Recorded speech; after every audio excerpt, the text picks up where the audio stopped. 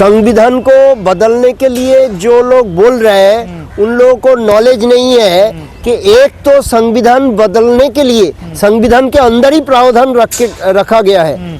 Article 368 amendment का provision, उसमें तो संशोधन हो गया। हाँ, संशोधन। पूरा संविधान आप बदल नहीं सकते हो, क्योंकि ये ऑनरेबल सुप्रीम कोर्ट से लेके हर जगह पता है कि बेसिक स्ट्रक्चर डॉक्ट्राइन है, जो मूल संरचना या मूल ढांचा, उसको आप बदल नहीं सकते हो किसी भी तरीके से।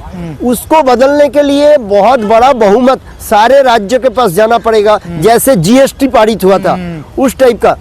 सारे पार्लियामेंट में 2/3 बहुमत से और उससे ज्यादा भी बहुमत से आपको पारित करा के उसको टिकाना पड़ेगा। फिर सुप्रीम कोर्ट तक अगर मान ले, कोई याचिका ना कर दे उसके खिलाफ, तभी आप कर सकते हो। मतलब सुप्रीम कोर्ट की सहमति, पार्लियामेंट की सहमति और पूरे देश में असेंबली है, हाँ, उनकी सब सहमति से।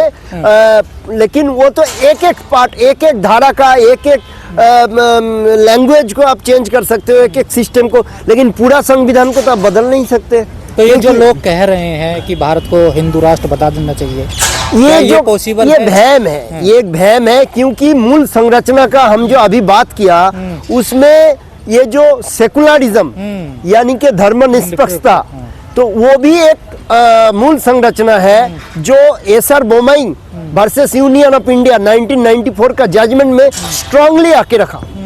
क्योंकि उसका प्रेक्षापट ऐसे था, जब 1992 का 6 दिसंबर बाबरी मस्जिद डेमोलिशन हो गया था, उस टाइम जिस स्टेट में बीजेपी रूल्ड गवर्नमेंट था, वहाँ ये जो सेंटर का prime minister PV Narasimha Rao का गवर्नमेंट था, इन्होंने प्रेसिडेंट्स रूल लगा दिए थे। तो उसमें से कर्नाटका भी था, जिसमें एसआर बोमाई, जिनका पूरा नाम है सोमप्पा रायप्पा बोमाई, इन्होंने चीफ मिनिस्टर थे। लेकिन वहाँ का इंसिडेंट नहीं था, बाबरी मस्जिद था अयोध्या का, यूपी में कल्याण सिंह का गवर्नमेंट था, तो उनका गवर्नमेंट भी राष्ट्रपति शासन से तोड़ दिया गया था। तो इन्होंने याचिका करते रहे और मैटर सुप्रीम कोर्ट तक आ गया। तो ये एक बहुत बड़ा लैंडमार्क जजमेंट हो गया कि जिनका जिस स्टेट में नहीं हुआ और उनका लोगों का इन्वॉल्वमेंट हो ना हो, वहाँ हो रहा है, गवर्नमेंट का क्या कसूर है। और तो उस टाइम से राष्ट्रपति शासन लगाने के जो डूज एंड डोंट्स, वो भी सुप्रीम कोर्ट तय कर दिया और बोल दिया कि धर्मनिरपेक्षता जो है एक मूल संरचना या मूल ढांचा है, बेसिक स्ट्रक्चर। तो मतलब इसके पीछे कोई ग्राउंड नहीं है जो हिंदू राष्ट्र की बात कर। ये तो कुछ लोगों का इच्छा है, कुछ लोगों का एक सेक्शन का इच्छा, देश का संविधान का इच्छा नहीं हो सकता है। संविधान सबको लेके है, क्योंकि हमारे देश का एक बेसिक प्रिंसिपल पहले से है, यूनिटी इन डाइवर्सिटी। और हमारे प्रियम्बल में सबका मत पथ का जो रीजनेबल रेस्ट्रिक्शन के साथ भाईचारा का, सब कुछ का अधिकार देके रखा गया, सबका स्वाधीनता, आज़ादी, सब कुछ देके रखा गया। और इतना प्रदेश, इतना प्रांत, इतना अलग अलग जाति, भाषा, धर्म और जो आचार व्यवस्था, विचार, इसको एक साथ रखने के लिए, देश का अखंडता, एकता, संप्रभुता और सुरक्षा के लिए सब एक साथ नहीं रहेंगे तो टूटा फूटा हो जाएगा। तो वो एक साथ रखने का जो देश का बात सर्टिफिकेट है वो है संविधान। लेकिन सर, आप बड़ी अच्छी जानकारी दे रहे हैं। अभी कुछ दिनों से एक बहस देश में नई छिड़ी हुई है कि जो संविधान निर्माता है वो डॉक्टर अंबेडकर नहीं है, BN राव है। इसकी क्या सच्चाई है? BN राव थे बेनेगल नरसिंह राव, उन्होंने एडवाइजर थे टू द कॉन्स्टिट्यूएंट असेंबली और द ड्राफ्टिंग कमिटी। तो एडवाइजर का रोल होता है ब्यूरोक्रेट्स की तरह, जैसे अभी भी प्राइम मिनिस्टर का एडवाइजर है और मतलब फाइनेंशियल एडवाइजर है, फॉरेन अफेयर्स में एडवाइजर है, नेशनल सिक्योरिटी एडवाइजर है जो अलग से है। इसके मतलब ये नहीं कि उनका सरकार चल रहा है, ये सिर्फ NSA जैसे नेशनल सिक्योरिटी एडवाइजर अभी अजित डोभाल जी है, अभी एक्स ऑफिशियो कैबिनेट मिनिस्टर भी है। तो इनका एक स्पेसिफिक रोल है, इन्होंने सिक्योरिटी के लिए पूरा देश को एडवाइस कर रहे हैं, सलाह दे रहे हैं, ये सलाहकार है। तो इन्होंने इवन जो ऑनरेबल प्रेसिडेंट इंडिया का सिक्योरिटी का जो काउंसिल का चेयरमैन है, क्योंकि 3 जो हमारे फौज है उनका सुप्रीम कमांडर राष्ट्रपति को माना जाता है, तो उसी काउंसिल और कमेटी का एक्स ऑफिशियो सेक्रेटरी भी नेशनल सिक्योरिटी एडवाइजर है। तो ये अगर ऐसे एडवाइजर है तो आप कह सकते हो कि अभी उनका सरकार चल रहा है बाई नेम। एडवाइस तो कोई ना कोई करेंगे, लेकिन काम तो कमिटी या बॉडी या गवर्नमेंट या कोई अथॉरिटी के नाम से ही चलेगा। तो एडवाइसर तो जरूर थे, उन्होंने मेहनत भी किए थे, यहाँ से वहाँ से कलेक्ट किए थे, लेकिन ऐसे नहीं है कि उनका एडवाइस के ऊपर ही सब कुछ चला था। गलत अफवाहें हैं। हाँ, ये अफवाह है, ये तो हमने बचपन से पढ़ के रखा कि बेनेगल नरसिंह राव वो पहले ब्यूरोक्रेट भी थे, आईसीएस भी थे, तो उन्होंने एडवाइजर टू द कमिटी, सब कमिटी थे, ड्राफ्टिंग कमिटी। और लोग ये क्यों भूल रहे हैं, डॉक्टर BR अम्बेडकर कितना बड़ा हस्ती, पढ़े लिखे आदमी थे, फॉरेन से लेके यहाँ तक कोई डिग्री का कमी नहीं था, सिर्फ उन्होंने पिछड़े वर्ग से होने के कारण उनको भुगतना पड़ा था। आखिरकार उन्होंने बुद्धिज्म अडॉप्ट कर लिया। हिंदू मैरिज बिल को लेके नेहरू गवर्नमेंट के साथ टक्कर हुआ तो लॉ मिनिस्टर का पोस्ट से उन्होंने रिजाइन कर दिया। तो और भी जितना ड्राफ्टिंग कमेटी का मेंबर थे, ये आयंगार से लेके जितना थे, सब एक एक बड़े बड़े हस्ती थे। लगातार सवाल उठाते हैं, कहते हैं उन्होंने जो एक हिंदू धर्म है उस पे मतलब कहीं ना कहीं एक उंगलियां उठाई, उसकी कमियां बताई। वो तो उस टाइम का जो समाज था और जो स्थिति था, आजादी का जो दौरा था, उसी टाइम उनका जो पिछड़े वर्ग का अधिकार हासिल करने के लिए, दलित वर्ग का जो अधिकार हासिल करने के लिए उन्होंने उनका आवाज उठाया था। लेकिन इसके मतलब के लिए आवाज उठाया, हाँ, महिला के लिए आवाज उठाया था। उन्होंने तो एक किताब भी लिखे थे, एनिहिलेशन ऑफ कास्ट, कि ये जो हमारे वर्ण प्रथा है, जाति प्रथा है, इसको ध्वंस कर दो।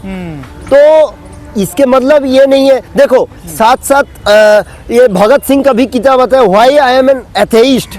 इसके मतलब ये नहीं है कि इन लोगों ने हिंदुइज्म का या सिखिज्म के खिलाफ है, फलाना ढिमकाना है। वो किताब तो ऐसे लिखे थे, लेकिन वो तो पगड़ी पहनते थे, दाढ़ी रखते थे। तो बात ऐसे नहीं है, एक एक जो टाइम आता है, मिलियू कहते हैं इंग्लिश में, तो उस टाइम का जो जरूरत और जो उसका जो सवाल आता है उसको जवाब देना पड़ता है। भारत में 80% से ज्यादा हिंदू हैं और उनके एक होते हैं जगत गुरु। 80% नहीं है, 70% to 80% जो भी है, जो शंकराचार्य और जो जगत गुरु हैं, राम भद्राचार्य, वो लगातार कहते हैं कि डॉक्टर अंबेडकर तो पढ़े लिखे थे, हम किसी का ज्ञान ही नहीं था। हम किसी का नाम नहीं लेंगे, लेकिन डॉक्टर अंबेडकर का कितना ज्ञान था, वो आज ये जो पीछे सुप्रीम कोर्ट खड़ा है और आज जो जीवित रूप में संविधान चल रहा है, कोई किताब नहीं है, जिंदा घूम रहा है, फिर रहा है।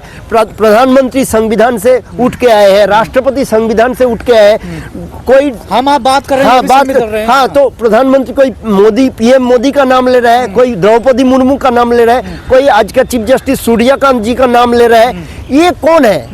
इन लोगों ने तो संविधान का किताब से, उनका पन्ने से उभर के आए, एक एक वही एंटिटी है, उनका रूप है। ये चलता फिरता संविधान है, इकट्ठा लो तो ठीक है ना। ये जो पार्लियामेंट चल रहा है, ये जो एक एक स्टेट गवर्नमेंट चल रही है, जो क्वासी फेडरल सिस्टम चल रहा है, सेंट्रल गवर्नमेंट, ये जो चीफ मिनिस्टर आ रहे हैं, चुनाव हो रहा है, SIR हो रहा है, ये चलता फिरता संविधान है। तो जो लोग सिर्फ हिंदुत्व के नाम, हिंदुत्व एक बहुत बड़ा व्यापक और निरंतर एक कल्चर है, ये कोई धर्म सिर्फ नहीं है, कल्चर है। तो इसमें उदारता, अपना लेने का जो विशिष्टता, जैसे कि इंडिया के ऊपर कितना फॉरेन अटैक हुआ, मुस्लिम से लेके पुराना से शाह खून से लेके ब्रिटिश तक फॉरेन ऑक्यूपेशन हुआ, तो उसको इंडिया ने अडॉप्ट कर लिया उनका उदारता से। ऐसे उदार सभ्यता और धर्म है ही नहीं। तो उसमें कोई पंडित है या कोई दलित है या महादलित है, ट्राइबल है, ये सब सोच के संविधान को छोटा करने का जगह नहीं है। सर, एक आखिरी सवाल हम आपसे जरूर पूछना चाहेंगे। आजकल देश में ये भी कहा जा रहा है, एक बड़ा तबका है जो ये कह रहा है कि आज की जो गवर्नमेंट है, आज के जो कुछ लोग हैं, उनसे संविधान को खतरा है। क्या ये सही बात है? संविधान का खतरा थोड़ा बहुत तो आता है, एक एक वक्त पे खतरा तो हम भी महसूस किया। संविधान का विशेष पद जो ब्रांड न्यूएस्ट पोस्ट है, ये एस्टेब्लिश होने के बाद हमारा काम को गवर्नमेंट ने लेके यूज एंड थ्रो करने का प्रयास में लगातार लगे हुए हैं, तो वो मामला ये सुप्रीम कोर्ट तक आ गया। इवन जुडिशियरी का कुछ जजेस के ऊपर भी हमें इम्पीचमेंट कराने का फाइल भी चलाना पड़ा, क्योंकि वो पॉलिटिकली और अदरवाइज इल मोटिवेटेड भी थे। तो लेकिन ये वक्त आएगा, ये चुनौती जो आता है, कुछ पल के लिए आपको मिट्टी के ऊपर खड़ा रहना है, आपका हौसला बुलंद रखना है और आपको आगे के ओर जाना है काम करते हुए। तब ये जो खतरा है कुछ दिन के लिए रहेगा, लेकिन देखो कोई पॉलिटिकल पार्टी हो या कोई पोस्ट होल्डर हो, वही संविधान के कारण ही वो कम कर पा रहे हैं। मैंने कुछ दिन पहले देखा कि अयोध्या में राम मंदिर का ध्वज प्रधानमंत्री उद्घाटन करने जा रहे हैं, कल ही गए हैं। तो ये संविधान में पहले नहीं था, क्योंकि भारत ऐसे देश है जिसका संविधान ने किसी एक पर्टिकुलर धर्म को राष्ट्र का जो एंटिटी होता है वो पृष्ठपोषकता करने से दूर रहता है, क्योंकि निष्पक्षता मैंने पहले ही बोला था। लेकिन अगर कोई पॉलिटिकल आइडियोलॉजी से ज़्यादा आगे ही बढ़ गया और अपना वो भी बोल सकते हैं मेरा भी फंडामेंटल राइट है, वो संविधान के माध्यम से ही उसको दिखा रहा है कि मेरा भी फंडामेंटल राइट है, अपना धर्म को मैं क्यों नहीं व्यवहार करेंगे, क्यों नहीं आगे बढ़ाएंगे। लेकिन आखिरकार शुरू संविधान से है, खत्म भी संविधान। मैंने अभी गीता का एक श्लोक ही याद आ गया मुझे, हिंदू धर्म से ही, जहाँ भगवान श्री कृष्ण अर्जुन को बोल रहे हैं, अहम आत्मा गुड़ाकेश सर्वभूत सयस्थित अहम आदिश्च मध्यंच भूतानामंत एव च। मैं ही शुरू, मैं ही मध्य, मैं ही शेष हूँ, मुझे ही सब कुछ आके मिल जाता है और मुझसे ही उत्पन्न होता है। ये आज का भारत का संविधान का रूप है। जो सनातन का नाम लिया जा रहा है, वो जो भारत देश अभी बना है, वो हिंदू धर्म तो पहले सिर्फ हिंदू धर्म, हिंदुओं का देश था, तब ना बुद्ध, ना ईसाई, ना सिख, ये सब थे। तो अभी सनातन कौन है? जो देश चल रहा है उसका सनातन तो भारत का संविधान है। तो जो सत्य है वही सनातन है। ये देश का बर्थ सर्टिफिकेट है। जन्म तो हो जाता है, लेकिन बच्चे का नाम बाद में रखता है, बर्थ सर्टिफिकेट बाद में मिलता है। तो हमारे देश आज़ाद हुआ था 15 अगस्त 1947, तो इनका बर्थ सर्टिफिकेट मिला ये 26 नवंबर 1949 और उसका जो फाइनल अप्रूवल 26 जनवरी 1950। तो ये जो बर्थ सर्टिफिकेट है, इसको अगर आप क्रॉस कर दोगे तो आपका ही तो आप SIR में आ जाओगे। जो आर्टिकल 356 है, इसमें प्रेसिडेंट रूल लगाने का जो कन्वेंशनल प्रोसीड्यूर सबको पता है, वो है गवर्नर का रिपोर्ट।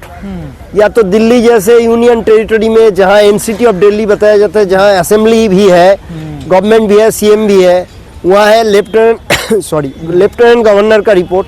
उसको छोड़ के भी संविधान में ही एकदम शुरू से और अदरवाइज प्रोसेस से भी प्रेसिडेंट रूल का रिपोर्ट आने का रास्ता खुला रखा गया, क्योंकि हमारे संविधान का जो दिग्गज थे, जो बनाए थे, इन लोगों को ऐसे अप्रिहेंशन था या आशंका था कि एक दिन ऐसे भी आ सकता है कि गवर्नर के पास सारे खबर नहीं आता होगा कि स्टेट के बारे में, किसी स्टेट के बारे में कैसे शासन चल रहा है, तो वहाँ पैरेलल रास्ते से भी रिपोर्ट आ सकते हैं, उसका दरवाजा भी खुला रखो। या हो सकता है गवर्नर बहुत टाइम जो है कॉम्प्रोमाइज भी कर लेते हैं गद्दी में और टाइम में और ज़्यादा रहने